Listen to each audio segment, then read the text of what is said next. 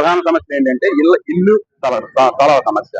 అదొకటి. రెండు, వాళ్ళ పిల్లలు చదువుకోవడం కోసం 50% రాయితీ రెండో సమస్య. మూడోది వాళ్ళకి హెల్త్ ఇన్సూరెన్స్ సమస్య. ఈ మూడు ప్రధాన సమస్యలు. వాటిని ఏ విధంగా పరిష్కరించాలని మా పార్టీ అనుకుంటుందంటే, ఇప్పుడు ఇంటి సమస్య అంటే జర్నలిస్టులు ఎంతమంది ఉన్నారు జిల్లా వ్యాప్తంగా అనేది ఒక రకమైన డేటా తీసుకుని వీళ్ళకి ఎంత స్థలం అవసరం అవుతుంది ముందు మనం సర్వే చేయాలి. సర్వే చేసి స్థలాన్ని ముందు సేకరించిన తర్వాత అప్పుడు జర్నలిస్ట్ కి మన ఇళ్ల స్థలం కేటాయిస్తే ఖచ్చితంగా మనం ముందు, అంతేగాని ముందు జర్నలిస్ట్ తాలూకా ఓ పేర్లు తీసుకోవడం, మీకు ఇళ్ల స్థలం ఇచ్చేస్తాను ప్రకటించడం, అప్పుడు ఎక్స్పైర్ చేయడం, ఇలా ప్రభుత్వాలు దిగిపోవడం, మళ్ళీ కొత్త ప్రభుత్వం రావడం, ఇలాగే ప్రతి జర్నలిస్టులు నమ్మి మోసపోవడం జరుగుతుంది. ఇది కాకుండా ముందుగానే మనం విజయవాడ వెళ్ళాలనుకుంటే విజయవాడ ఎంత దూరం ఉంది, ఎంత టికెట్ ఉంది, ఏం చేయాలి ముందు ప్రిపేర్ అయ్యి కదా మనం విజయవాడ వెళ్తాం. అంటే విజయవాడ వెళ్ళిపోతాం కానీ విజయవాడ వెళ్ళలేం కదా. అలాగే ముందు ఏం చేయాలన్నది ముందు రెవెన్యూ పరంగా ఏ మండలంలో విలేకరులు ఉన్నారు, మండలంలో ఎంఆర్ఓ నుంచి ఎంత సైట్ మనకు అవసరం ఉంది, ఎంతమంది విలేకరులు టేకప్ చేస్తారు, అట్టే ఒక లెక్కల లిస్ట్ తీసుకోవడం.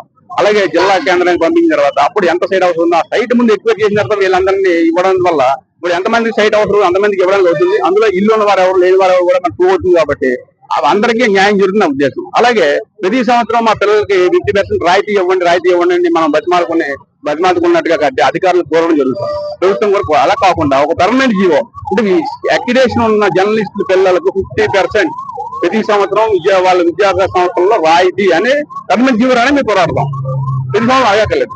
అలాగే ఇన్సూరెన్స్ అంటున్నాం. ఇన్సూరెన్స్ మీరు 1200 కట్టండి, మీరు 200 ఇస్తా ఉంటున్నారు. కొన్ని జిల్లాల్లో కలెక్టర్ కడుతున్నారు, కొన్ని జిల్లా మనం కడుతున్నారు, కొన్ని జిల్లా ఇల్లు కడుతున్నారు, గంజీగా దొరుకుతుంది. అది గవర్నమెంట్ పూర్తిగా ఇన్సూరెన్స్ అనేది క్లెయిమ్ కట్టి మనకి ఇన్సూరెన్స్ పాలసీ ఇచ్చే విధంగా కూడా పోరాటం చేస్తాము. ఇది జర్నలిస్ట్ సంబంధించి ప్రధాన సమస్యలు మీరు దృష్టి పెట్టి వాటిని పరిష్కరించడానికి కృషి చేస్తాం.